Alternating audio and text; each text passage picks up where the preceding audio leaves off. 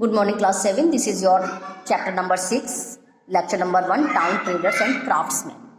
बहुत सारे टाउन जो है वो मिडेबल पीरियड में आपके डेवलप हो चुके थे। उनमें से कुछ कैपिटल टाउन बने, राजधानी बनी, कुछ आपके रिलीजियस आपके टाउन भी बने थे एंशियंट पीरियड में।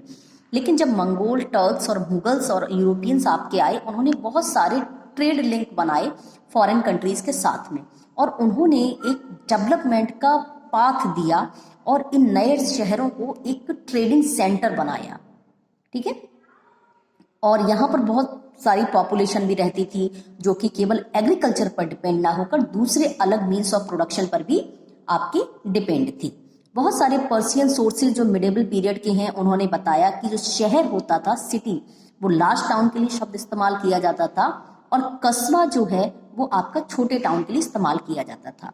कस्बा बेसिकली एक्सटेंशन होते थे गांव के। जब गांव के अंदर सारी शहर वाली फैसिलिटी हो जाती थी और उसके अंदर पूरी पोटेंशियल होता था और वो उसके लिंक होते थे शहरों के तो और गांव से, तो वो बीच में जो पड़ता था वो आपका कस्बा बनता था।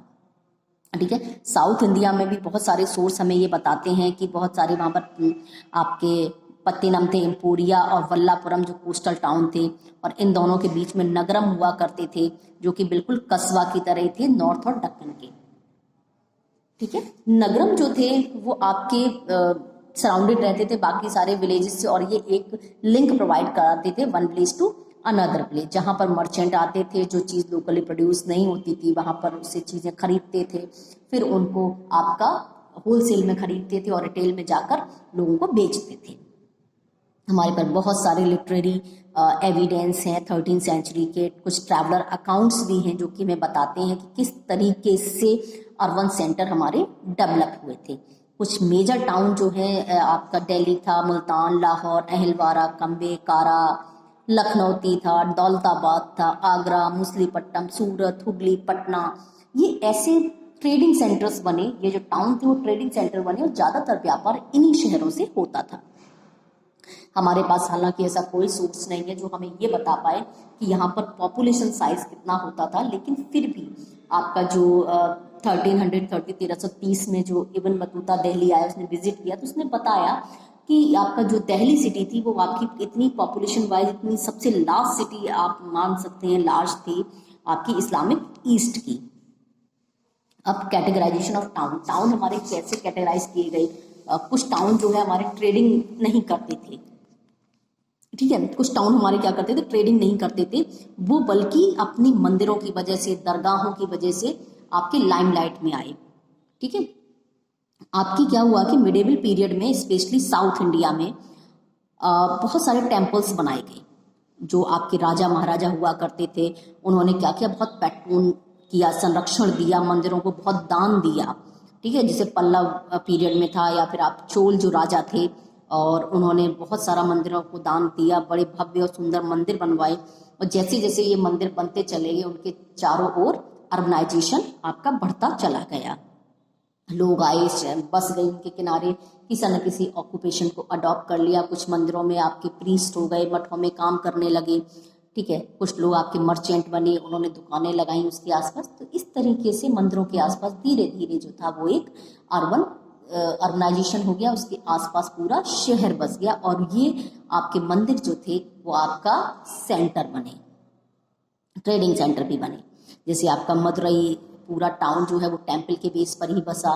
दूसरा आप कह सकते हैं, अगर इस्लामिक वर्ल्ड की हम लोग बात करते हैं तो अजमेर शरीफ जो है, जो आपके पॉपुलर हुआ दरगाह के लिए, जो ख्वाजा मोइनुद्दीन चिश्ती की दरगाह है अजमेर में, वहाँ पर बहुत सारे पिलग्रिमेज, जिसे तीर्थ यात्री कहते हैं, पिलग्रिमेज सेंटर बनाइए। बहुत सारे पिलग्रिम्स आते थे यहाँ पर, पूरी हर साल आते हैं और दर्शन करने के लिए।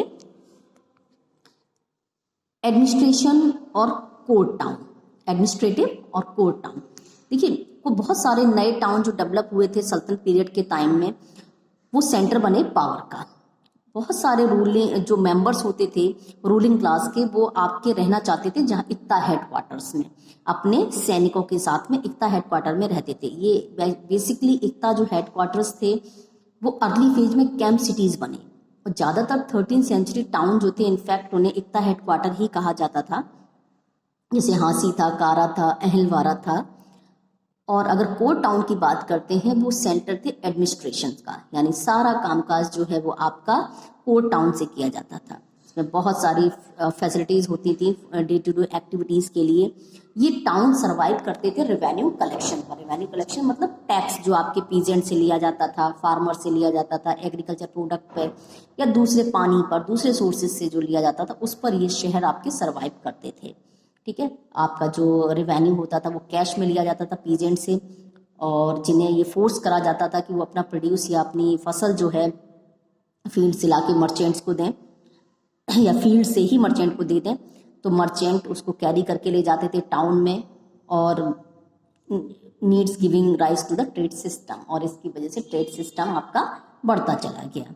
साउथ इंडिया में जो टेम्पल थे वो रेवेन्यू कलेक्टर्स का काम करते थे, वो रेवेन्यू को कलेक्ट करते थे। फाइन, अब आप इसको एक बार फिर से रीड करेंगे और हम आप नेक्स्ट लेक्चर 2 में इसको आगे कंटिन्यू